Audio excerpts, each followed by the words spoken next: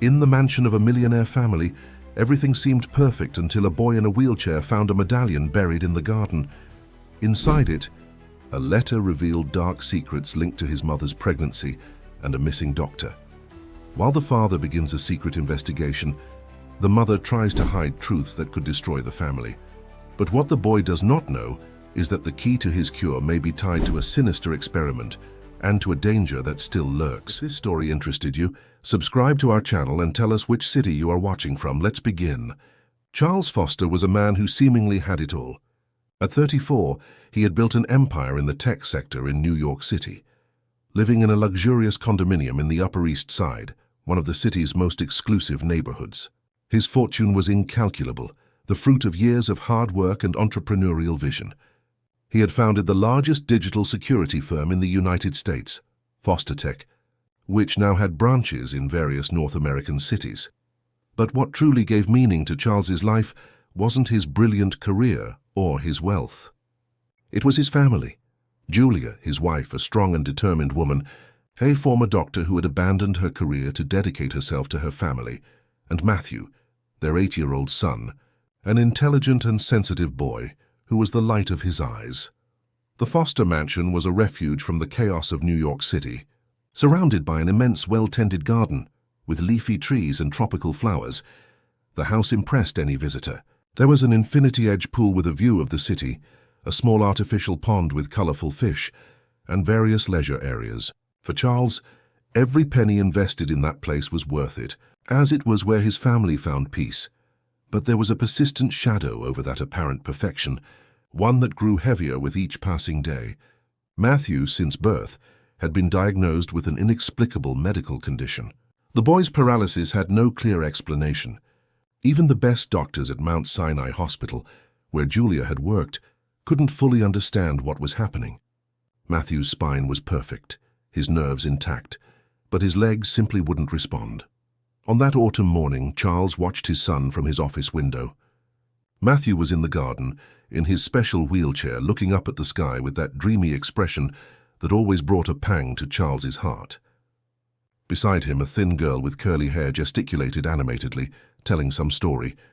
It was Annie, the daughter of Mrs. Celia, the housekeeper who had worked for the family for years. "He seems happy today," a soft voice said from behind Charles. He turned and found Julia standing at the office door. She was thinner, with deep dark circles under her eyes that not even makeup could hide. In recent months she seemed increasingly distant, as if she were carrying a burden she couldn't share. "Yes, Annie always manages to bring a smile to his face," Charles replied, forcing a smile. "She has that gift." Julia approached the window and stood beside her husband, watching the scene outside. Her expression was a mix of love and pain, as it always was when she looked at her son. "Have the results of the new tests arrived?" Charles asked, trying to keep hope in his voice. Julia hesitated for a moment, her fingers clutching the fabric of her silk blouse. "They have. Nothing new. No explanation." Her voice was almost a whisper. "Charles, we've consulted the best specialists in the country, done every possible test. Perhaps it's time we accept that Matthew will need the chair forever." Charles felt his chest tighten. Accept? How could he accept that his son, so full of life, would be confined to that chair for the rest of his life? No, he couldn't accept that. There was something wrong, something the doctors weren't seeing, something they weren't understanding. "No, Julia, there must be something we're missing. Some specialist we haven't consulted yet, some new technology, some experimental treatment. We can't give up on him." Julia's eyes filled with tears, but she held them back as she always did. "I'm not giving up on him, Charles. I'm trying to be realistic, for him, so he can live a full life even with his limitations." Charles shook his head, unable to accept those words. He knew Julia only wanted the best for Matthew, but for him, giving up on finding a cure was like betraying his own son. "I'll call Dr. Miller. Maybe he has a suggestion," Charles said, already reaching for his cell phone. Julia let out a tired sigh. "Do what you think is best. I'll go downstairs to be with Matthew." As Julia left the office, Charles noticed something strange in her behavior. A subtle nervousness, a tremor in hands that were normally so firm and steady. Was she hiding something? Or was it just the stress of the past few years taking its toll? Outside, Annie pushed Matthew's wheelchair along the stone path in the garden. The girl, at 12 years old, had been a constant presence in the house since her mother, Mrs. Celia, began working for the foster family. Unlike other children who treated Matthew with pity or discomfort, Annie treated him like a normal friend, a confidant, someone with whom she could share her dreams and adventures. And then the teacher got so mad, she sent John to the principal's office. Annie recounted, laughing as she pushed the chair to the small artificial pond. You should have seen his face, Matthew. He looked like he'd swallowed a frog. Matthew smiled, his bright eyes following the flight of a butterfly. I wish I could go to school like you, Annie. It must be nice to have friends, teachers. Annie stopped the chair at the edge of the pond and sat on the grass beside her friend. School is boring most of the time. You're lucky to have private lessons. Besides, you have me. I'm much cooler than that bunch of bores at my school. Matthew laughed, a rare and precious sound that warmed anyone's heart. Yeah, you are. Annie looked at her friend's face, noticing the sadness that always seemed to be there, hidden behind his smiles. She so wanted to help him, to do something that would change his situation. It was then that her eyes caught sight of something shiny on the ground, partially buried among some decorative stones near the pond. Curious as always, Annie got up and moved closer to get a better look. What is it? Matthew asked, trying to lean forward in his chair to see what his friend had found. I don't know. There's something here, Annie replied, already crouching and rummaging through the dirt with her nimble fingers. It looks like a... Hey, it's a locket. Carefully, she unearthed the object. An old locket covered in dirt, but still impressively beautiful. It was made of gold, with small stones that seemed to be emeralds inlaid in a circular pattern. The locket hung from a gold chain now darkened by time. Let me see, Matthew asked, his eyes wide with curiosity. Annie stood up and showed the locket to her friend. It's beautiful, isn't it? It looks very old. Do you think it belonged to someone in your family? Matthew touched the locket with reverence. I don't know. I've never seen this before. Do you think it opens? The girl examined the object more closely and noticed a small latch on the side. Carefully, she manipulated the mechanism, and the locket opened with a soft click. Inside was a miniature photograph of a young woman, who was not Julia, and a small folded piece of paper, yellowed with age. Annie carefully unfolded the paper and found a handwritten message in elegant but firm handwriting. Julia, I know you won't believe me, but I'm trying to help. What they're doing to you and the baby isn't right. We need to talk. I'm afraid of what Richard might do when he finds out I know the truth. Please meet me tomorrow at our usual spot. I'll help you get out of this, Gabriel. Matthew and Annie exchanged glances, confused and intrigued. Who is Richard? Annie asked. Matthew shook his head. I don't know any Richard. And who is this Gabriel? Do you think it's the same Gabriel who works with my dad? Maybe. Annie looked towards the house, worried. Matthew, this seems serious. I think we should show it to your dad. Matthew remained silent for a moment, his eyes fixed on the locket and the mysterious message. Something inside him said that this was important, that it could be the key to unraveling something he didn't fully understand. No, he finally said. Not yet. Let's keep this for now. I want to think about it. But Matthew, please, Annie, promise you won't tell anyone for now? Annie hesitated, but eventually agreed. Okay, but only for a few days. If it's important, your parents need to know. Matthew nodded, putting the locket and the note in his wheelchair pocket. He couldn't explain it, but he felt that this discovery was somehow connected to his condition, to the nightmares he'd been having in recent weeks, and to his mother's increasingly strange behavior. Inside the house, Charles ended a frustrating call with Dr. Miller, who once again had no news or hope to offer. He felt helpless, a sensation he detested more than any other. How could a man who always found solutions to all problems, who built an empire from scratch, not be able to help his own son? Walking down the hallway towards the living room, he passed Julia's bedroom door and stopped when he heard her voice. She was on the phone, speaking in a low, urgent tone he rarely heard. I can't talk now. Yes, he's still looking. No one suspects anything. I know, I promised, but it's not that simple. I need more time. Charles felt a shiver run down his spine. Who was Julia talking about? What was she hiding? He thought about entering the room and confronting her, but something stopped him. Perhaps it was better to observe, gather more information before making any accusations. Quietly moving away, Charles went downstairs to his office. He sat at his desk and opened the lowest drawer, where he kept important documents. He removed a false bottom and took out a small brown-covered notebook. It was Julia's diary, which he had found a few days earlier hidden among the books in the library. Charles knew it wasn't right to read his wife's diary, that he was invading her privacy. But his concern for his son and the doubts that were beginning to form in his mind justified, in his opinion, this transgression. The diary contained sparse entries from the months leading up to Matthew's birth. Most were common observations of a pregnant woman: morning sickness, cravings, worries about being a good mother. But there were some entries that caught his attention from the first time he read them. Today was the third injection. Dr. Richard says it's just a special vitamin to ensure a healthy baby.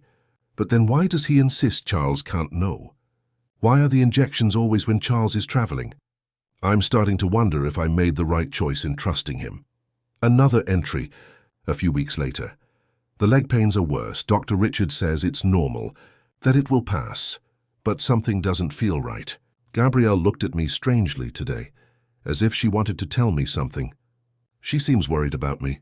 Does she know something I don't?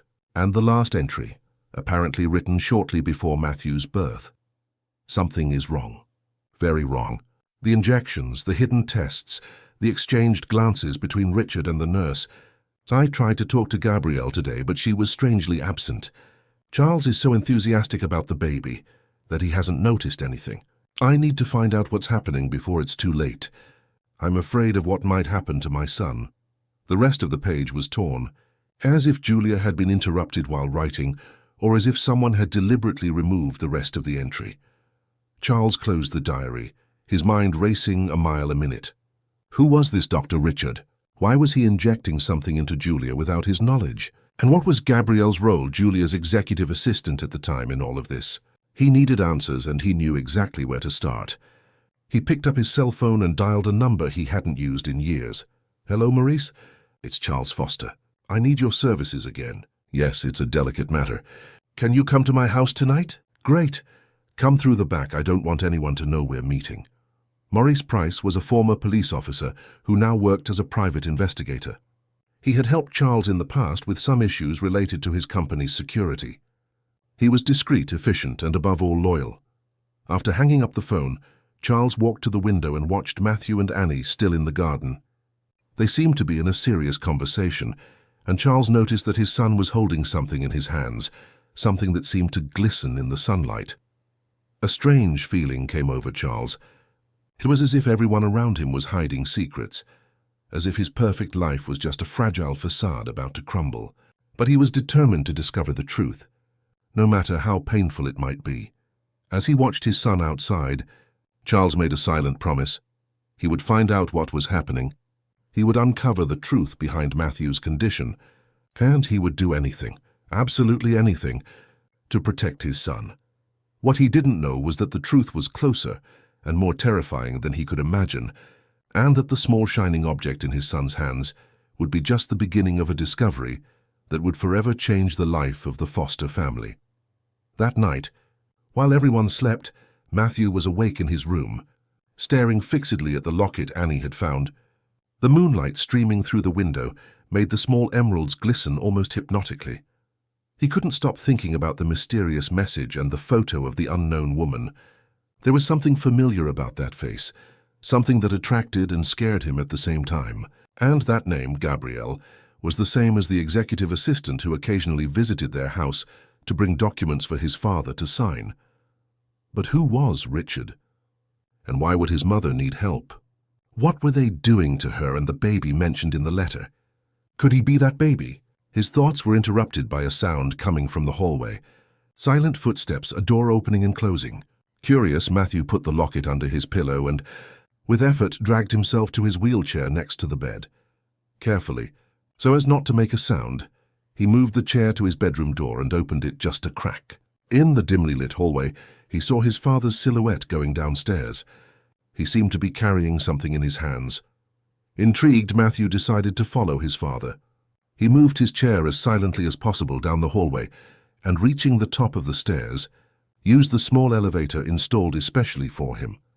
When he reached the ground floor, He heard voices coming from his father's office. One of them he recognized immediately. It was Charles. The other was unknown, a deep, measured male voice. Matthew moved his chair closer to the office door, which was ajar, and tried to listen to the conversation. "So you want me to investigate your own wife?" the unknown voice was saying. "Not just Julia, but also this Dr. Richard and Gabriel," Charles replied. "I need to know what happened during Julia's pregnancy, what kind of injections she mentions in the diary, and if that has any relation to Matthew's condition." "This will be delicate, Charles. We're talking about your son's mother. I know, Maurice, but we're also talking about my son's health. If someone did something that caused Matthew's paralysis, I need to know. And I need to correct it if possible." There was a moment of silence, and then the voice of the man named Maurice spoke again. "I'll need more information about this Dr. Richard. Do you have any idea who he might be?" "No. Julia never mentioned any Dr. Richard to me. The doctor who monitored her pregnancy was Dr. Miller, at least that's what she told me. And Gabriel, does she still work for you?" "Not for us directly. She's an executive assistant at the company now, but she still comes here occasionally to deal with company matters." Matthew felt his heart race. So his father was also investigating, also had doubts.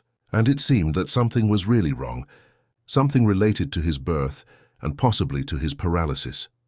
He was so engrossed in the conversation that he didn't notice someone approaching from behind until he felt a hand on his shoulder. Startled, he turned to find his mother's worried face. "Matthew, what are you doing here?" Julia whispered, her eyes darting between her son and the ajar office door.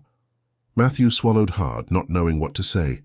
He was caught red-handed, spying on a conversation he clearly shouldn't be hearing.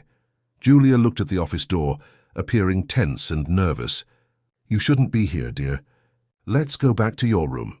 There was something different in his mother's gaze. It wasn't just concern, it was fear. A deep, agonizing fear Matthew had never seen before. As Julia began to push his chair back to the elevator, Matthew made a quick decision. He took the locket from his pocket and showed it to his mother. "Mum, who is Gabriel? And who is Richard?" Julia froze, her face visibly paling even in the dim light of the hallway. Her eyes fixed on the locket as if she were seeing a ghost. Where did you get this?" she asked in a trembling voice. "Annie found it in the garden today. There's a letter inside." "A letter for you?" Julia's hands trembled as she took the locket. She opened it with clumsy fingers and read the message. A solitary tear rolled down her face and she quickly wiped it away. "Matthew, listen to me," she said, crouching down to her son's eye level. "This is very important. You cannot show this to your father, do you understand?" "Not yet." "But, Mom, who are these people? What did they do to you? And why can't I walk?" The questions burst out, all the doubts and fears Matthew held inside finally overflowing. Julia held her son's hands in hers, her eyes pleading. "I promise I'll explain everything, my love. But not now, not here. It's complicated and dangerous. Please, trust me." Matthew hesitated. He loved his mother and had always trusted her, but now there were so many doubts, so many unanswered questions. "You promise?" "Promise you'll tell me everything." Julia nodded, a sudden determination appearing in her eyes. "I promise tomorrow. I'll tell you everything I can. But now we need to go back to your room before your father sees us here." Matthew reluctantly agreed, letting his mother take him back to his room. As they went up in the small elevator, he couldn't help but notice how Julia's hands still trembled, and how she held the locket tightly, as if it were both a precious treasure and a deadly threat. That night, both Matthew and Julia remained awake for a long time, each with their own thoughts and fears. And in the office downstairs, Charles and the investigator Maurice continued their conversation, making plans to uncover a truth that could destroy everything the Foster family believed to be real.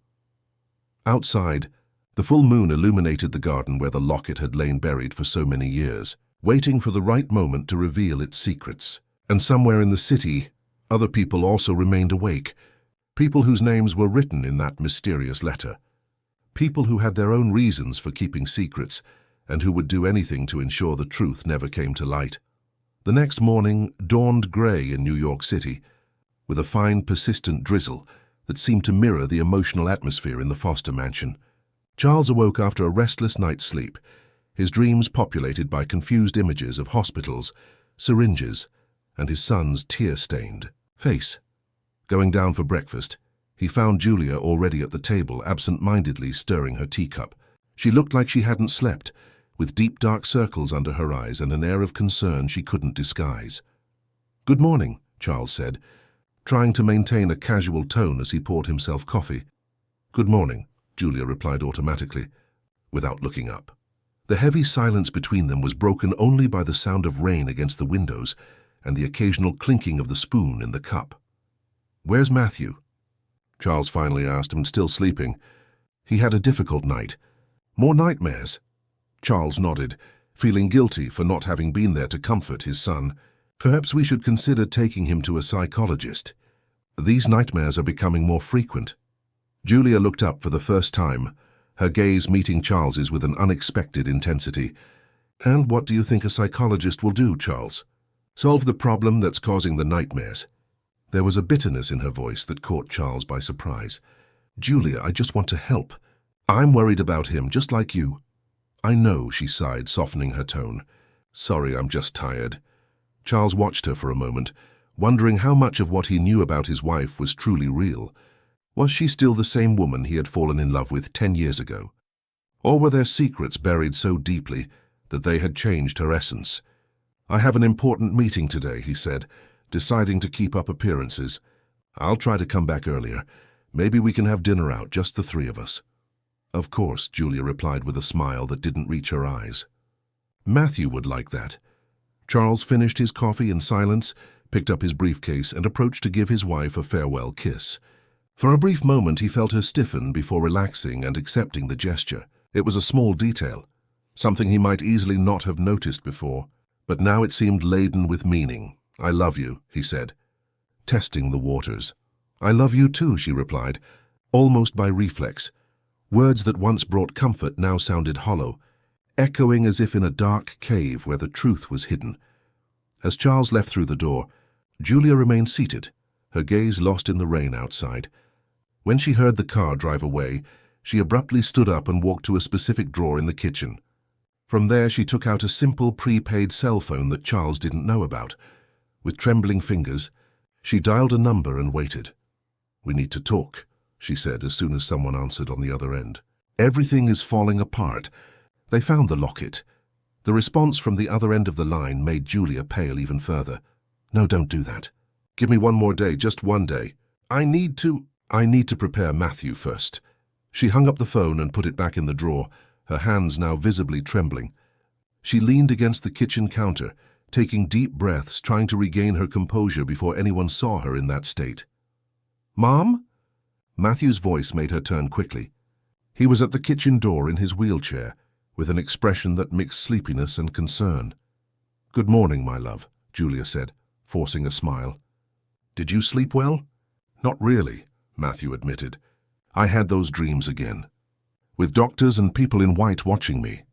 Julia approached and knelt in front of her son, gently adjusting a lock of hair that fell over his eyes. "They're just dreams, dear." Matthew looked her directly in the eyes. "How you promised you'd tell me everything today." Julia swallowed hard. Yes, she had promised, and she knew she could no longer postpone this conversation. Her son deserved to know the truth, or at least part of it. "Yes, I promised, and I will keep my word. But first let's have breakfast. You need to eat well." Matthew seemed to want to protest, but eventually agreed.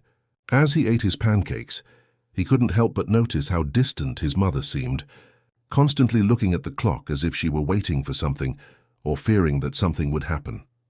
After breakfast, Julia took Matthew to the house library, a cozy place with floor-to-ceiling bookshelves and comfortable armchairs. It was Matthew's favorite spot, where he spent hours reading about distant lands and fantastic adventures that, in his wheelchair, he could only experience through words. Julia closed the door and checked if no one was around before sitting down in front of her son. From her pocket, she took out the locket Matthew had shown her the night before. "This locket belonged to a great friend of mine, Gabriel," she began, her voice low and controlled. "She gave it to me as a symbol of our friendship, but also as a protection in a way." "Protection against whom?" Matthew asked, his big eyes fixed on his mother's. Julia hesitated. against someone I thought was helping me, but who actually had other plans. Dr. Richard Vance was a brilliant doctor, internationally recognized for his work in fetal medicine and genetics. When I found out I was pregnant with you, he offered to be my doctor. It was an honor, you see. He rarely accepted private patients. Matthew nodded, absorbing every word. At first, everything seemed normal. Regular appointments, routine tests. Your father was always busy with the company, which was expanding at the time, so I often went to appointments alone. That's when things started to get strange. Julia stood up and walked to the window, watching the rain for a moment before continuing. Dr. Richard began to suggest experimental treatments, saying they were special vitamins to ensure you were born strong and healthy. I trusted him. I was a doctor too. I understood the importance of proper prenatal care. But they weren't vitamins, were they? Matthew asked, his voice surprisingly mature for someone his age. Julia shook her head, a solitary tear rolling down her face. No, they weren't. I found that out too late. Gabrielle, who was Dr. Richard's assistant at the time, started noticing strange things. Hidden documents, suspicious conversations. She started investigating on her own and discovered that Dr. Richard was using pregnant women to test a new compound he had developed. A compound for what? He said it was to increase babies' intelligence, to create a new generation of superhumans. But the compound had side effects that he was concealing. In some cases, it affected the child's motor development. Matthew's eyes widened, understanding dawning on his young face. You mean that he did this to me? That's why I can't walk. Julia quickly returned to her son's side, holding his hands. Matthew, you need to understand. I didn't know. When Gabrielle told me her suspicions, I had already received several doses of the compound. I was desperate. I confronted Richard, but he denied everything, said Gabrielle was unbalanced, jealous. He was convincing. He had so much authority. And what happened to Gabrielle? Matthew asked, his voice trembling. She disappeared for a while. Richard said she had resigned, gone to another country. I believed him, until I received this locket with that message shortly before you were born. Gabrielle was warning me, trying to help me get out of that situation. But you didn't leave. It wasn't a question, but an observation, and the simplicity with which Matthew said it broke Julia's heart. No, I didn't leave. I was at the end of my pregnancy, afraid of what Richard might do if I tried to report him. He had powerful connections, Matthew, and I feared what might happen to you. So I decided to have you, ensure you were born safely, and then gather evidence against him. And did you succeed? Julia looked away. Not as I hoped. When you were born and started showing signs that something was wrong with your legs, Richard disappeared.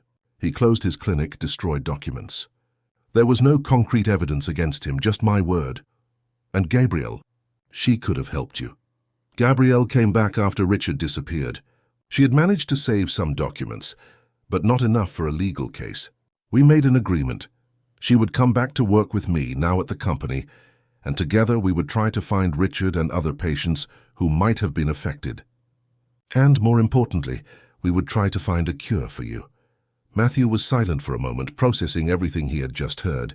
There was so much pain in his mother's words, so much guilt. Why did you never tell Dad about this? He finally asked. The question caught Julia by surprise. I was afraid, Matthew, afraid of how he would react to know that I had allowed an experimental doctor to use our son as a guinea pig, even unknowingly, afraid that he would blame me for your condition. And then it simply became harder and harder to tell the truth. Years passed and the lie became our reality. But now he's investigating, isn't he? That's what I heard last night. Julia nodded, passing her hand over her face to wipe away tears. Yes, he is, and I'm afraid of what he might discover and how it will affect our family. You should tell him. Mom, he has the right to know. The maturity in Matthew's words surprised Julia. Sometimes she forgot that despite his physical limitations, her son had a brilliant mind and a wise heart. You're right, my love, and I will tell him. But first, there's one more thing you need to know. Gabrielle and I haven't given up on finding a cure for you. In fact, we think we're close to something promising. Matthew's eyes lit up with a hope he rarely showed. Really? You think one day I'll be able to walk? I believe so. Gabrielle, through international contacts, gained access to an experimental gene therapy treatment. It's risky, still in testing phase, but the preliminary results are promising. We're just waiting for final approval to take you for this treatment. And when will that happen? Fair too soon, I hope. That's why I need you to keep it a secret for a little longer. If your father finds out about Richard before we have everything ready for the treatment, he might make rash decisions, involve the authorities, and that could delay or even prevent your chance for a cure. Matthew considered his mother's words for a moment. It was a lot of information to process, many revelations that changed everything he thought he knew about his life and his condition. I don't know. Mom, I don't feel good about hiding things from Dad. Julia gently squeezed her son's hands. I know, dear, and I promise I'll tell him everything very soon. I just need a little more time to ensure your treatment is safe. Do you trust me? Matthew hesitated, but eventually nodded. I trust you. At that moment, the library door opened and Annie entered, her curly hair wet from the rain. Matthew? Oh, sorry, I didn't know you were talking, she said, starting to retreat. It's okay, Annie, Julia said, quickly composing herself and putting the locket in her pocket. We're done. Why don't you take Matthew to play for a bit? I think he could use a distraction. Annie looked suspicious, noticing Julia's red eyes and Matthew's serious expression, but agreed.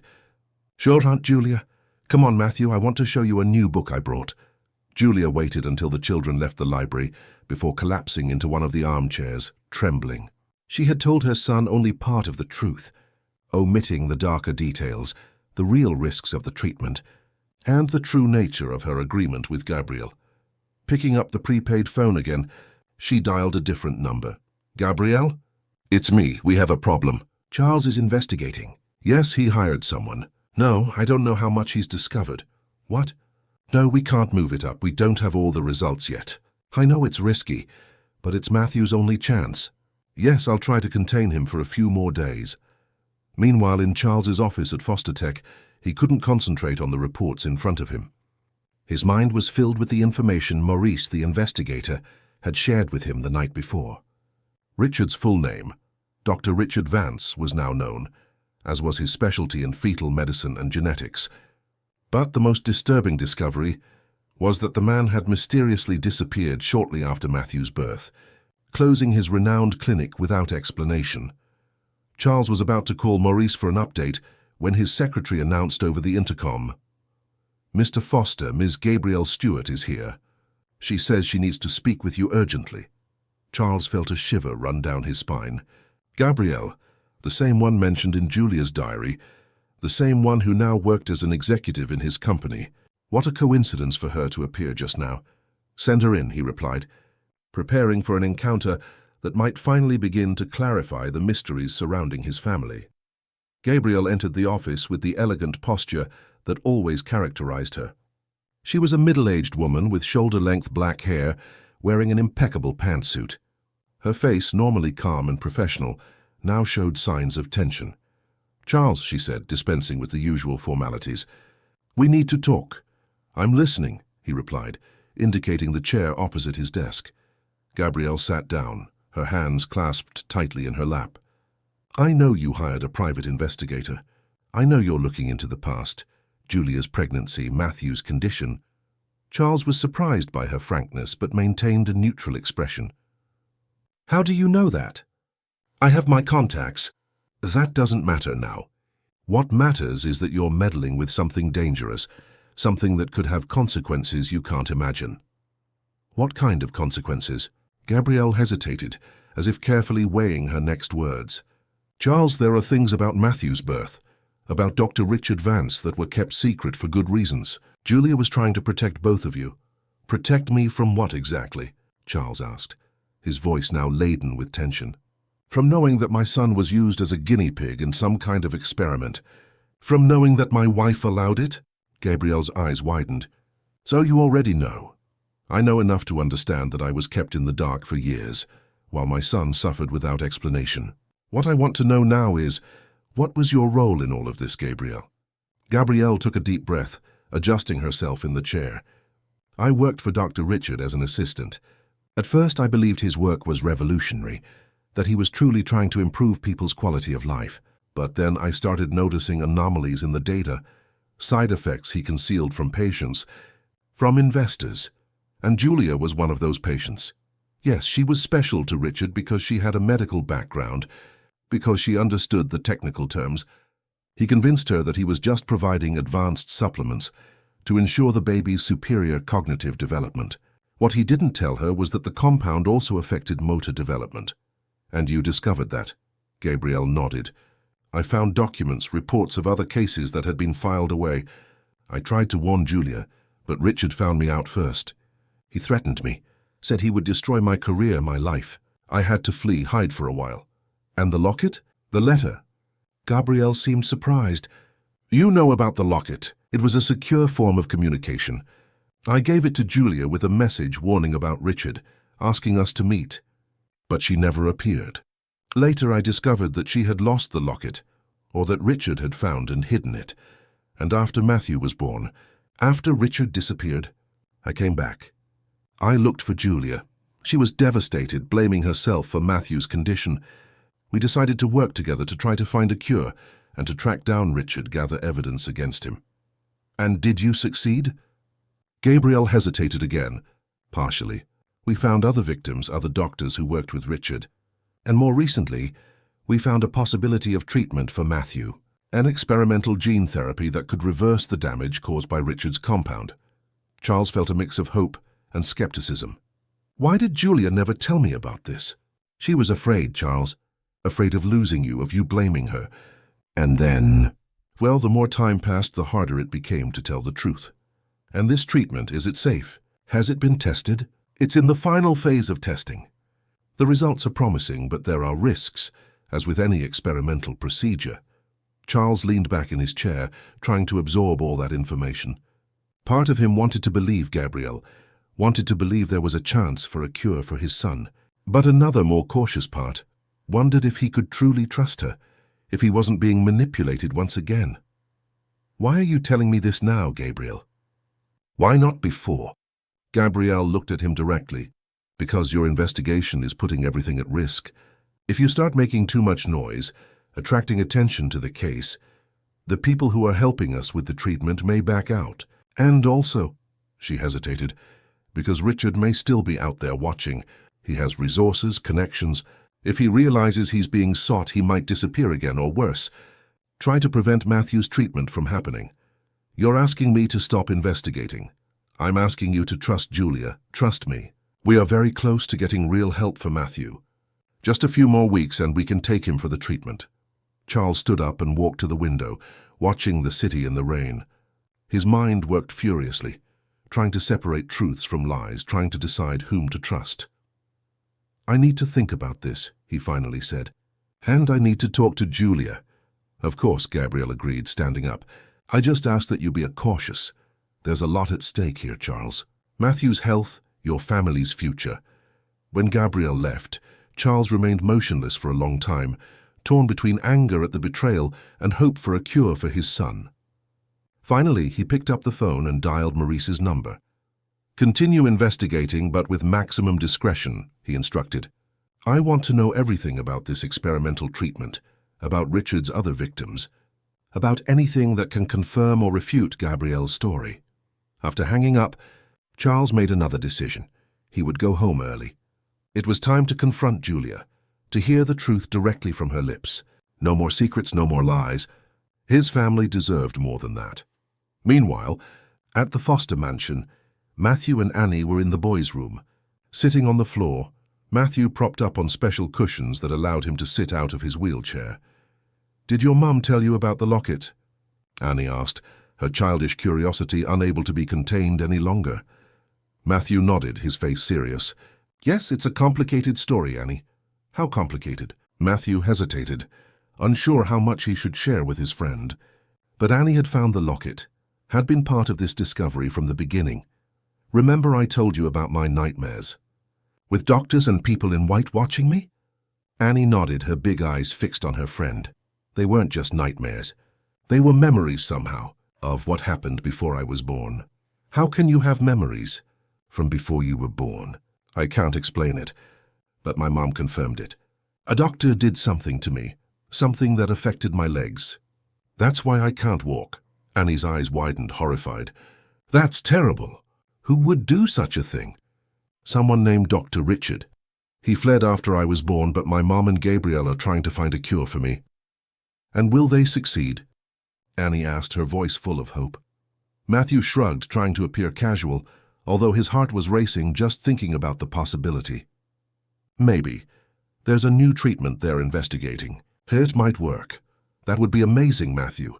Imagine you walking, running, playing soccer. Annie's excitement was contagious, and Matthew couldn't avoid a smile. For a moment, he allowed himself to imagine what it would be like, getting up from his chair, taking his first steps, feeling the ground under his feet, running in the garden with Annie. It was a dream so distant that it almost hurt to think about it. It would be nice, he agreed, trying to contain his emotions. But I don't know if it will happen. It seems complicated, risky. Does your dad know all this? The question made Matthew's smile vanish. Not exactly. My mom never told him about Dr. Richard, about what really happened, but I think he's finding out on his own. Is that why he was talking to that man last night? Yes, he hired an investigator to find out the truth. Annie looked worried. This sounds dangerous, Matthew. Like in the soap operas my mum watches, where secrets always end up exploding and hurting everyone. Matthew gave a humorless laugh. Yeah, our life is a bit like a soap opera lately. At that moment, they heard the sound of a car arriving. Your dad's home early today, Annie observed, getting up to look out the window. Matthew felt a knot in his stomach. Somehow, he knew that his father's early arrival meant something important, possibly the beginning of a confrontation that would forever change his family's life. Annie, I think you'd better go home now, he said, trying to keep his voice calm. Things might get intense here. Annie looked at her friend, torn between concern and curiosity. Are you sure? I can stay if you need support. I'm sure. I'll be fine. I'll tell you what happens tomorrow. Reluctantly, Annie helped Matthew back into his wheelchair and said goodbye. As he watched her leave through the door, Matthew felt a mix of fear and relief. The secrets that had weighed heavily on his family for so long would finally come to light.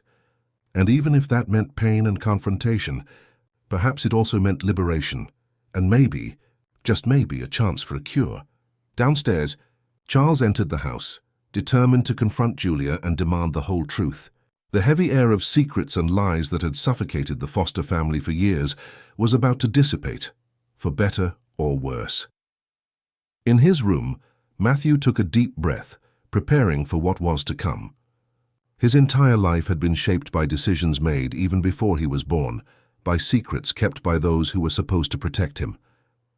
Now finally it was time for the truth, and as the rain continued to fall outside inside the Foster mansion, years of lies and half-truths were about to crumble like a sandcastle hit by high tide.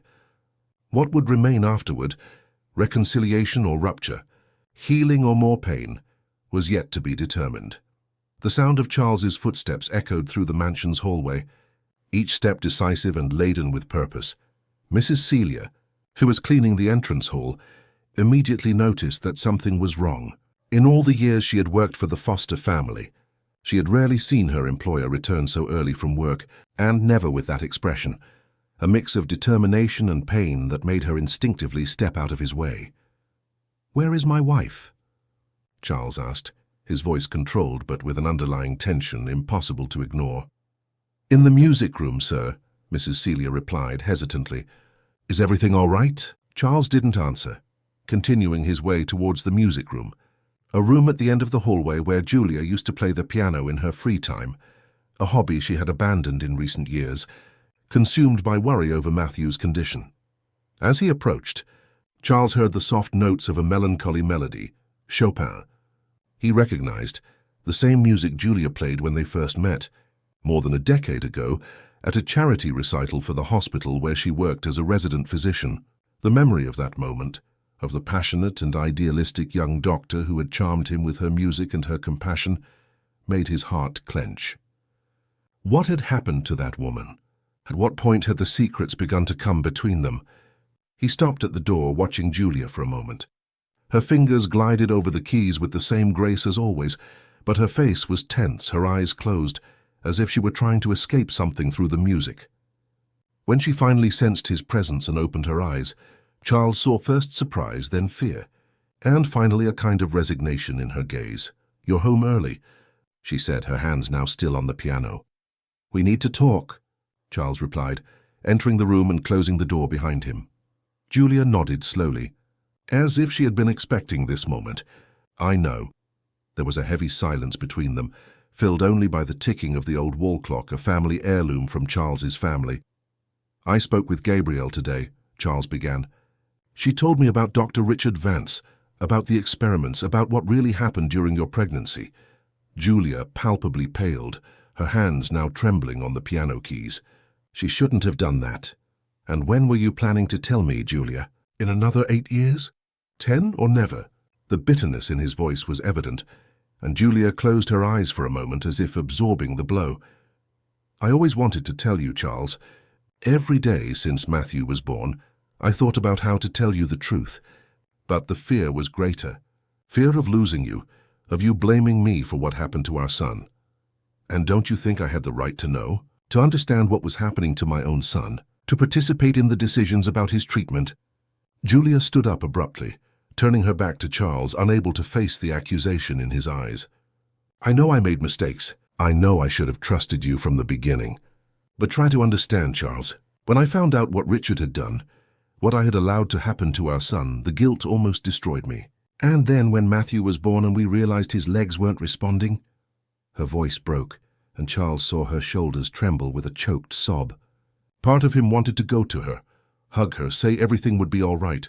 But the betrayal was too recent, the pain of the lie still too raw.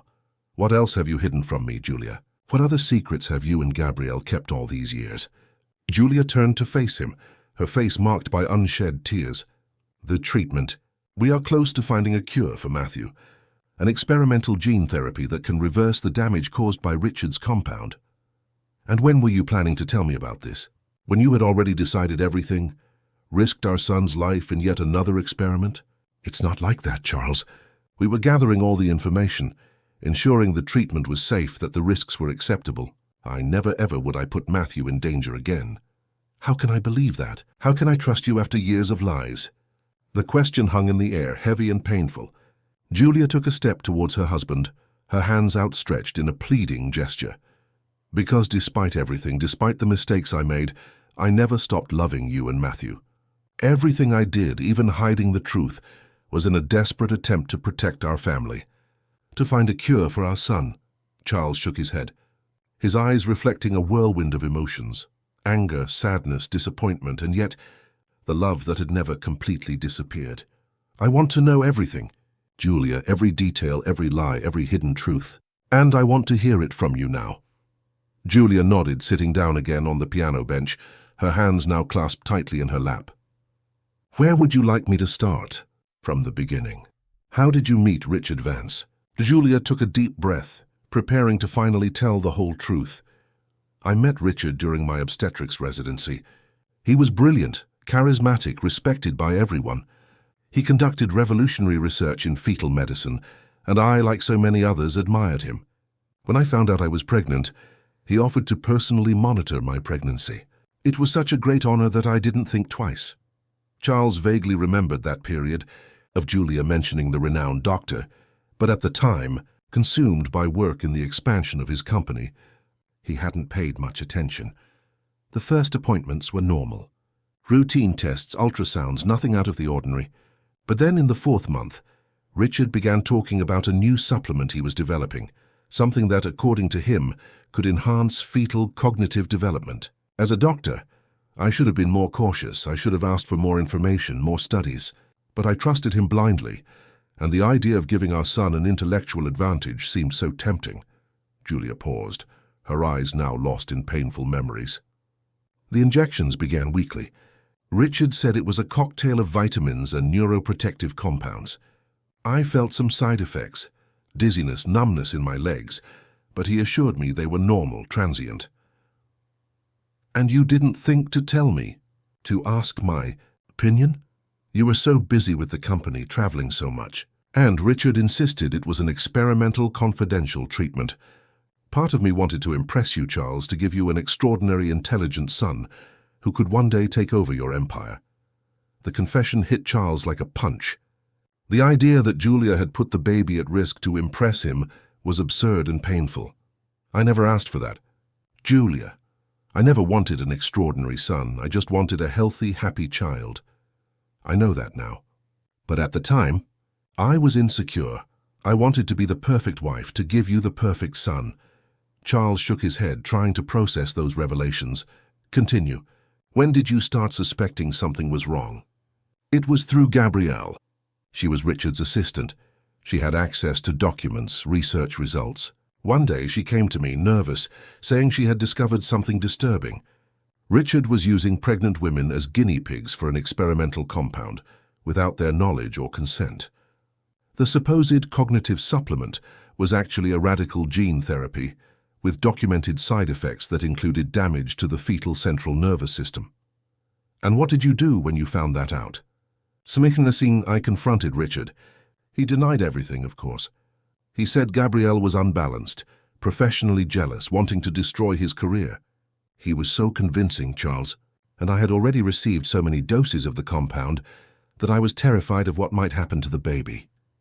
Julia stood up again, pacing nervously around the room, her hands gesticulating as she spoke. Gabrielle disappeared after that.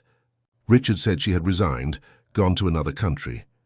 But then, shortly before Matthew's birth, I received that locket with a message from her, warning me that I was in danger, that Richard had discovered she had told me the truth.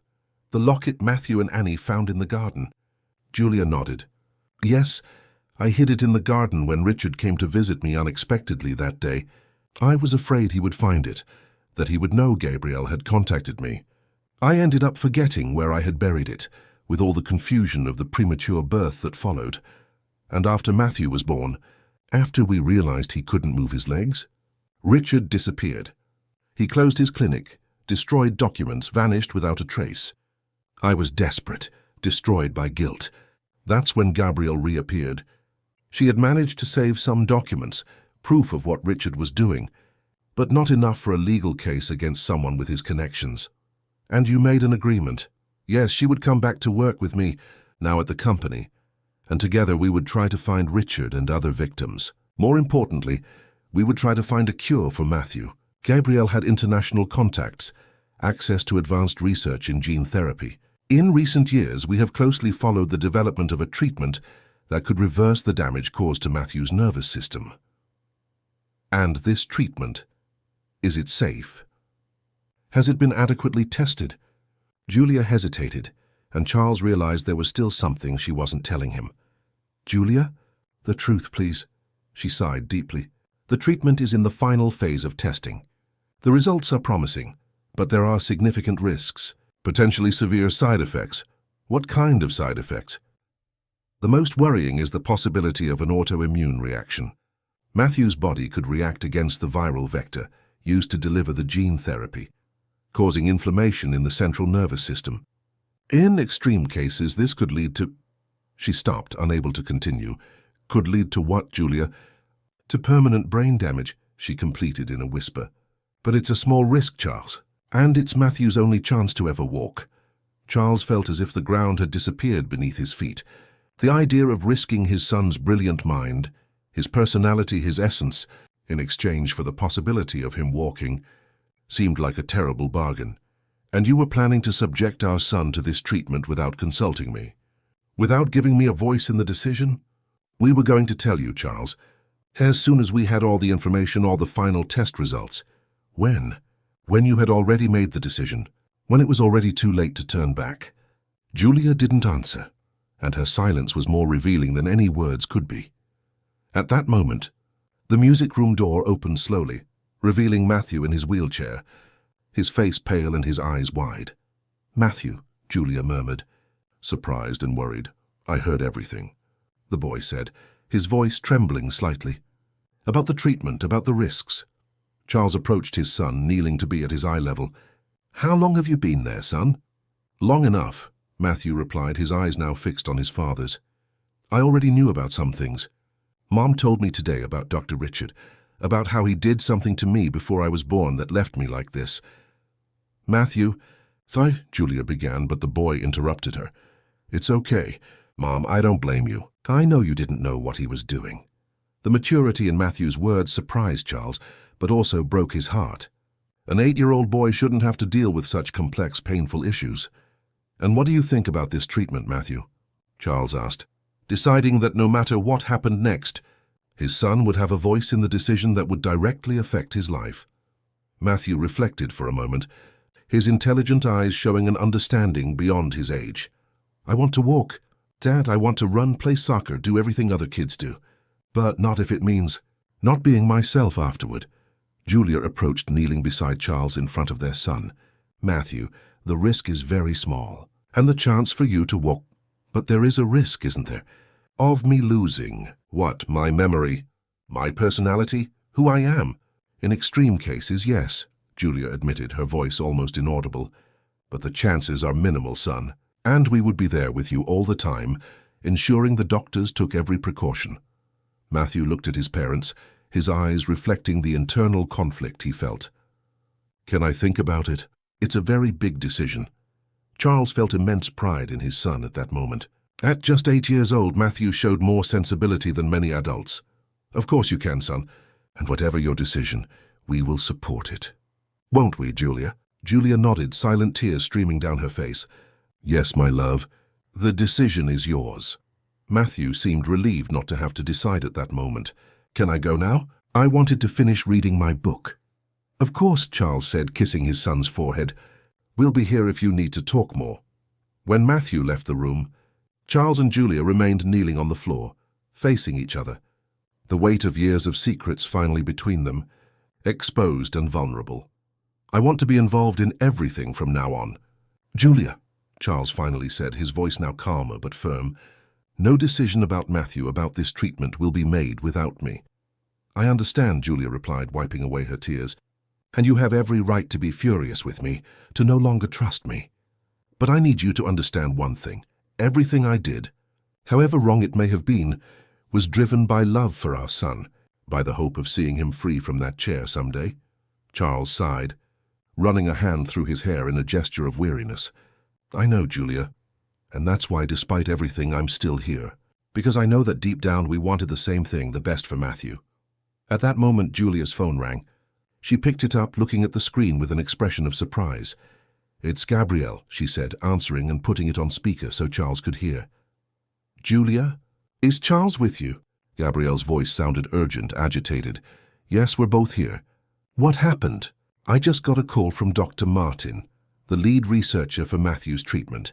They've finalized the last tests and the results they're better than we expected.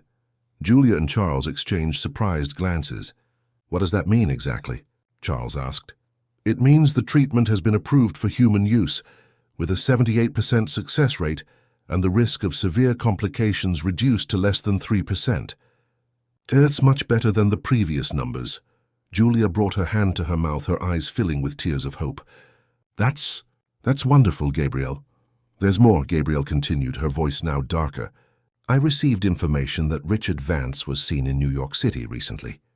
One of my contacts recognized him at an international medical conference, using another name. If he finds out about Matthew's treatment, he could try to interfere, Charles completed, understanding the gravity of the situation. Why would he do that? After all these years? To protect himself, Gabrielle explained. If Matthew is cured through this treatment, it would be irrefutable proof that Richard's compound caused the paralysis. He could face lawsuits, lose his medical license, even go to prison. What do you suggest then? Julia asked, her face now tense with concern. We need to act quickly. Get Matthew for the treatment as soon as possible, before Richard can interfere. I managed to schedule the procedure for 2 days from now at a private clinic in Philadelphia.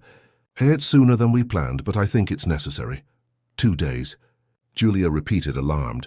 That's too little time to prepare Matthew, to organize everything. I know, and I'm sorry, but we have no choice. Richard has contacts, influence.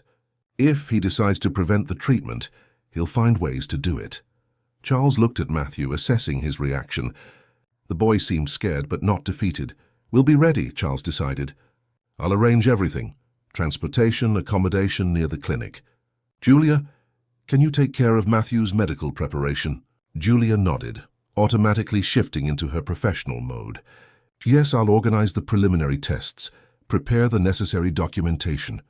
Great, Gabrielle said, visibly relieved. I'll finalize the arrangements with the medical team in Philadelphia. We'll meet tomorrow to discuss the final details. After hanging up, a heavy silence fell over the room. The reality of the situation, the imminent treatment, the threat from Richard, the changes that could occur in Matthew's life suddenly seemed more concrete, more frightening. 2 days, Matthew murmured, his voice betraying a mix of expectation and anxiety. It's very fast. I know, Julia said, stroking her son's hair. If you want more time to think, we can try to postpone, find another clinic. Matthew shook his head. No, it's okay. I want to do it. I'm just a little scared. It would be strange if you weren't, Charles commented, trying to lighten the mood. Even I'm scared, and I'm known as the man who isn't afraid of anything. That brought a smile to Matthew's face.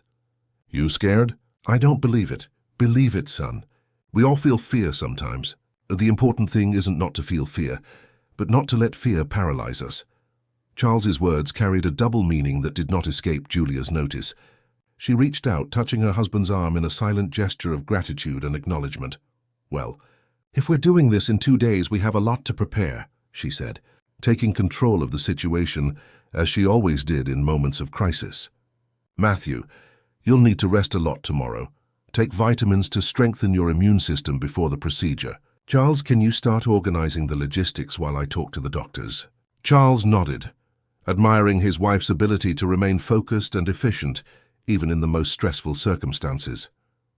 It was one of the qualities that had attracted him to her from the beginning. And me? What can I do to help? Matthew asked, eager to actively participate in the preparations. Julia smiled at her son. You can start thinking about what you'll want to do first when you can walk. Making plans is a powerful form of positive visualization, and that can help in the recovery process. Matthew's eyes lit up at the idea.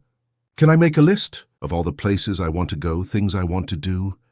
That's an excellent idea, Charles agreed, grateful for Julia's suggestion that had transformed his son's anxiety into positive expectation. We can start planning a trip for when you're recovered. Where would you like to go? The beach, Matthew replied immediately. I want to feel the sand between my toes, walk into the sea. The beach it is then, Charles promised, visualizing his son running on the sand, something he had never witnessed. The image was so powerful, so moving, that he had to suppress the tears that threatened to surface. As the night progressed, the Foster family busied themselves with practical and emotional preparations for the decisive days ahead. Julia spent hours on the phone talking to doctors, confirming procedure details. Charles organized transportation, booked suites in a hotel near the clinic, ensured they would have everything they needed during their stay in Philadelphia. Matthew, meanwhile, diligently worked on his list, which grew to include not only places to visit, but activities he had always wanted to try: riding a bicycle, swimming unaided, dancing with a girl at a school party, climbing a tree, playing soccer with friends in the park. At one point, he asked to call Annie, wanting to share the news with his best friend. When she arrived, brought by her mother, Mrs. Celia, Matthew was radiant with anticipation. Annie, I'm going to have that treatment in 2 days. And if it works, I'll be able to walk, he exclaimed as soon as his friend entered his room. Annie's eyes widened, her expression a mix of surprise, joy, and a hint of something that could be interpreted as concern. Really? Matthew, that's amazing, she approached, sitting beside his wheelchair. Are you nervous? A little, Matthew admitted, but more excited than nervous. Look, I'm making a list of everything I want to do when I can walk. Want to help me? Annie took the list and read it carefully, a small smile forming on her lips. This all sounds wonderful. Can I add some ideas? Millionaires, of course. While the children worked on the list, Mrs. Celia found Julia in the kitchen, preparing some tea to calm her nerves. Mrs. Julia, I heard the news from my Matthew, she said, her face reflecting genuine happiness. What a blessing, this possibility of a cure. Julia smiled, grateful for the sincere support. Mrs. Celia had been a pillar of strength for the family over the years, caring for Matthew with love and dedication, especially during periods when Julia was immersed in desperate searches for a cure. Thank you, Celia.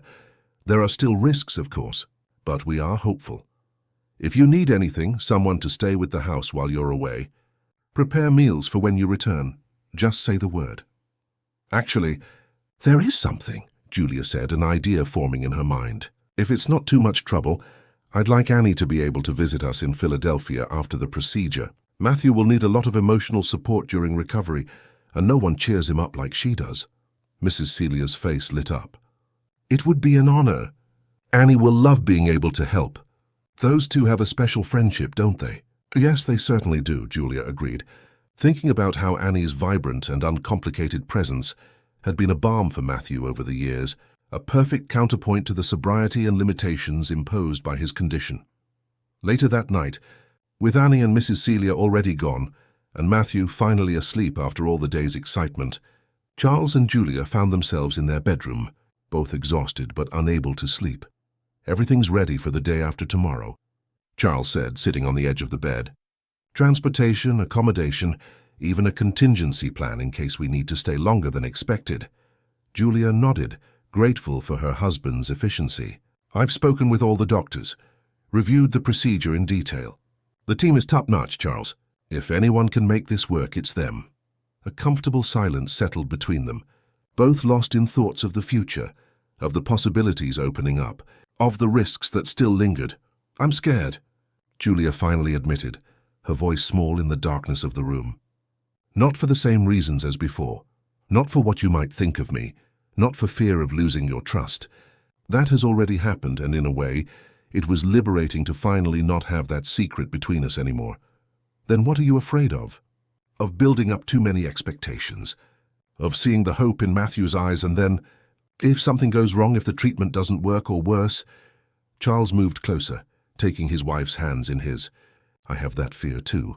But I saw something in Matthew's eyes today that gave me confidence. He's approaching this with surprising maturity. He understands the risks, but also the opportunity. And most importantly, he seems to have made peace with who he is, wheelchair or not. In that, he is wiser than us, Julia observed, a sad smile on her lips. We spent so much time trying to fix our son that perhaps we forgot to fully appreciate who he already is. It's never too late to start, Charles replied, surprised by his own wisdom. Regardless of the outcome of this treatment, I promise that from now on I will see and value our son exactly as he is, not as I think he should be. His words touched Julia deeply. It was a commitment she also needed to make, not just to Matthew but to herself and to her marriage. I promise that too, she said, feeling a wave of relief as she made this silent pact. And I want to ask for your forgiveness, Charles, not just for the lies, the secrets, but for not trusting you in our love. I should have shared everything from the beginning. I should have allowed us to face this together.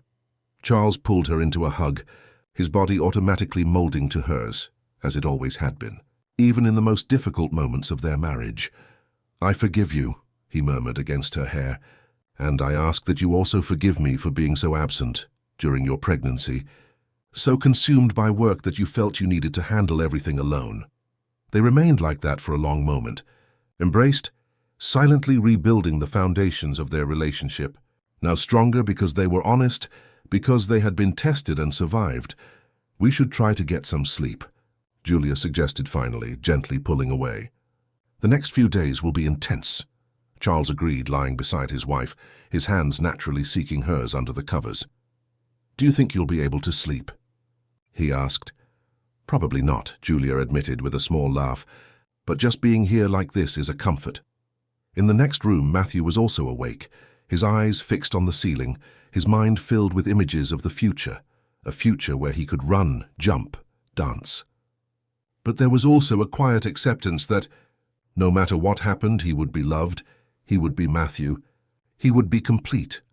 With that comforting thought, he finally closed his eyes, allowing sleep to carry him to dreams of sunny beaches, green fields, and a new, still unknown, but intensely desired sensation, that of his feet touching the ground, supporting his weight, taking him wherever he wished to go. The next few days passed in a blur of preparations, medical exams, and conversations laden with anticipation and nervousness. Before they knew it, the Foster family was on their way to Philadelphia. Matthew sitting in the back seat of the car, watching the landscape through the window, alternating between moments of childish excitement and silent apprehension. The clinic was a modern building, all glass and steel, surrounded by a meticulously maintained garden. In the lobby they were greeted by Gabriel, who awaited them with a folder of documents under her arm and an expression of determination on her face. "Everything's ready," she announced, leading them down immaculately white corridors. "The medical team is waiting. Dr. Martin wants to explain the procedure in detail before we begin." Dr. Martin was a middle-aged man with graying hair and kind eyes behind thin-rimmed glasses.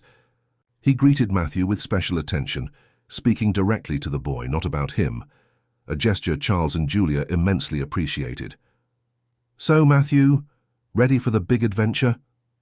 the doctor asked, sitting in front of the family in his comfortable office.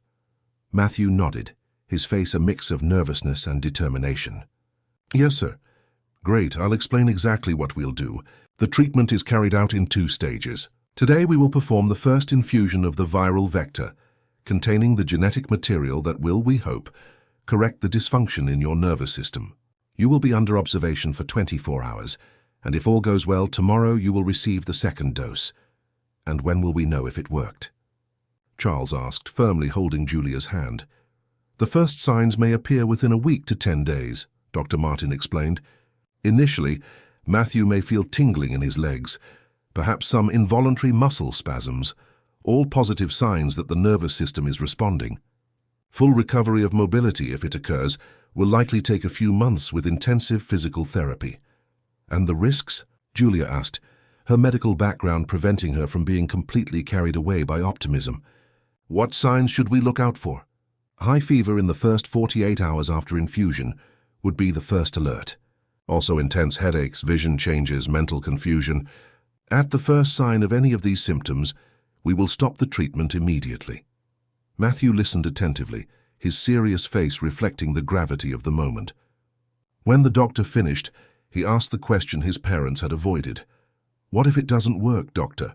If I still can't walk?" Dr. Martin smiled gently. "Then we will continue to look for other options, Matthew. Medicine advances every day, and what is not possible today may be routine tomorrow. But I want you to know I am optimistic about your chances. Your condition is exactly the type we have seen respond well to this therapy." The doctor's words brought a comfort the family desperately needed at that moment. There was hope, yes, but also the assurance that whatever the outcome, it wouldn't be the end of the road. "Any other questions before we begin?" Dr. Martin inquired, looking at each of them. Matthew timidly raised his hand. "Can I have my locket with me during the procedure? For good luck?" Dr. Martin seemed intrigued. "Locket? It's a kind of family amulet," Julia quickly explained. "It has sentimental value for Matthew. Of course you can, as long as it doesn't contain metal that could interfere with the equipment. May I see it?" Matthew took the locket from his pocket, the same one Annie had found in the garden, now clean and polished, glistening under the artificial light of the room. Dr. Martin examined it briefly. "It's fine, you can keep it. Sometimes these small emotional comforts make all the difference in the healing process." With all doubts clarified, it was time to begin. Matthew was taken to a private room, where he changed into a hospital gown with his mother's help. Nurses entered, preparing the equipment for the infusion, checking vital signs, installing monitors. In the final moments before the procedure began, Charles and Julia had a few minutes alone with their son. "We are so proud of you." "Matthew," Charles said, his voice choked with emotion, "no matter what happens, you are already the champion of our lives." "We'll be here when you wake up," Julia promised, kissing her son's forehead. "And we'll be with you every step of this journey, literally." Matthew smiled at his parents, holding the locket firmly against his chest. "I know and I love you."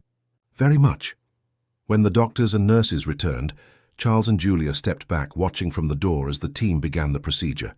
The last image they had before being led to the waiting room was of Matthew, small and courageous in his hospital bed, looking at them with a confident smile that said more than 1,000 words could express. The following hours were an exercise in patience and faith.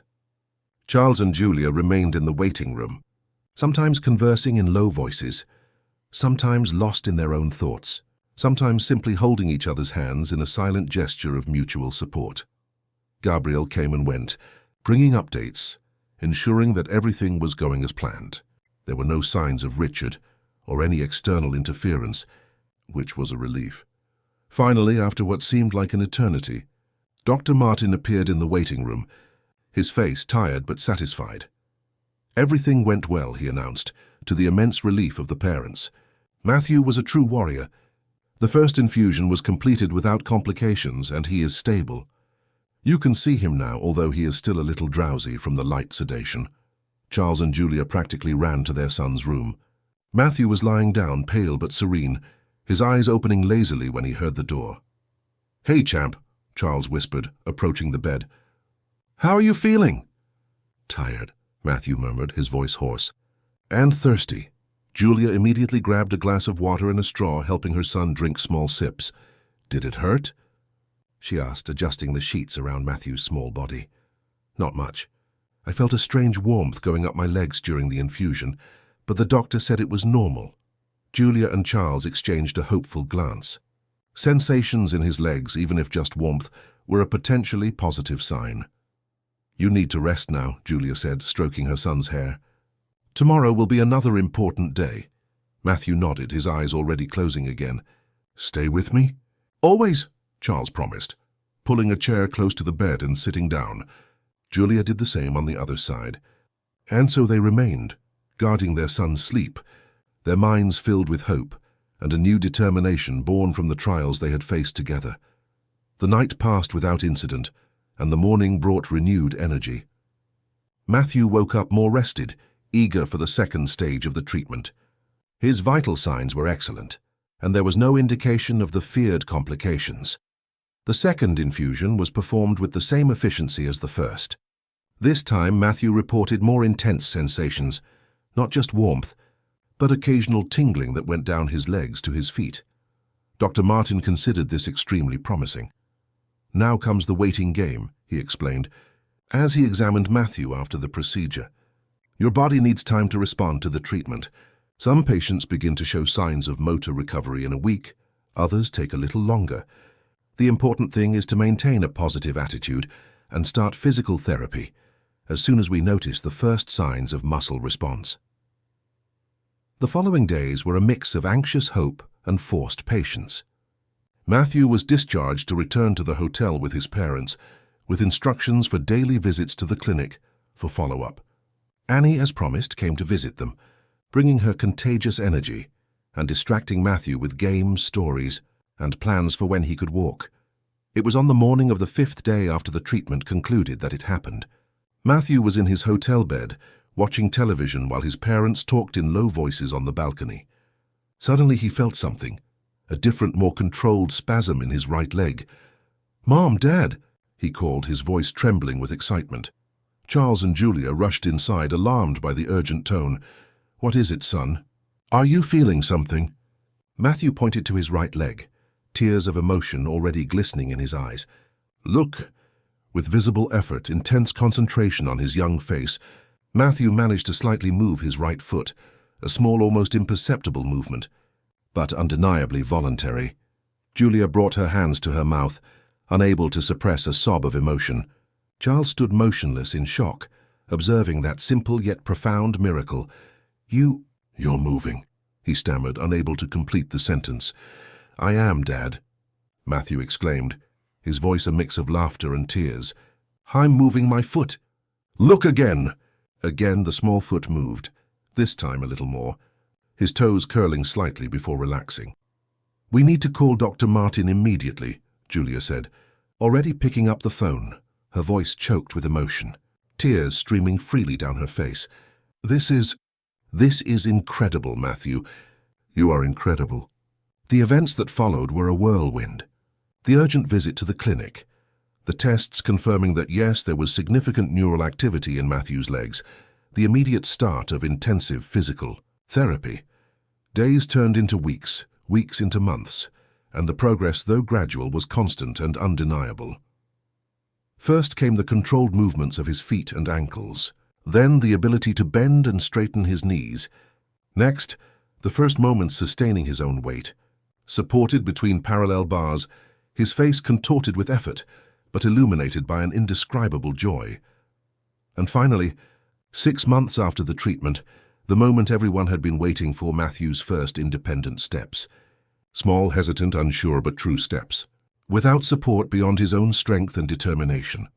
The video of that moment, captured by Charles with hands trembling with emotion, showed Matthew in the center of a physical therapy room, taking 5 full steps before falling into Julia's open arms, both crying and laughing simultaneously. In the background, one could hear the enthusiastic applause from the medical team, from Gabrielle and Annie's excited shout, "You did it, Matthew! You did it!" In the following months, Matthew's recovery continued to surprise everyone. With fierce dedication to physical therapy and constant support from his family and friends, he made progress that surpassed even the most optimistic expectations of the doctors. A year after the treatment, the wheelchair had been relegated to a corner of the house, used only occasionally on particularly tiring days. Matthew walked with a light cane, but the doctors believed that soon even that would not be necessary. And on a sunny Sunday afternoon, the foster family finally fulfilled one of the most desired items on Matthew's list, a trip to the beach.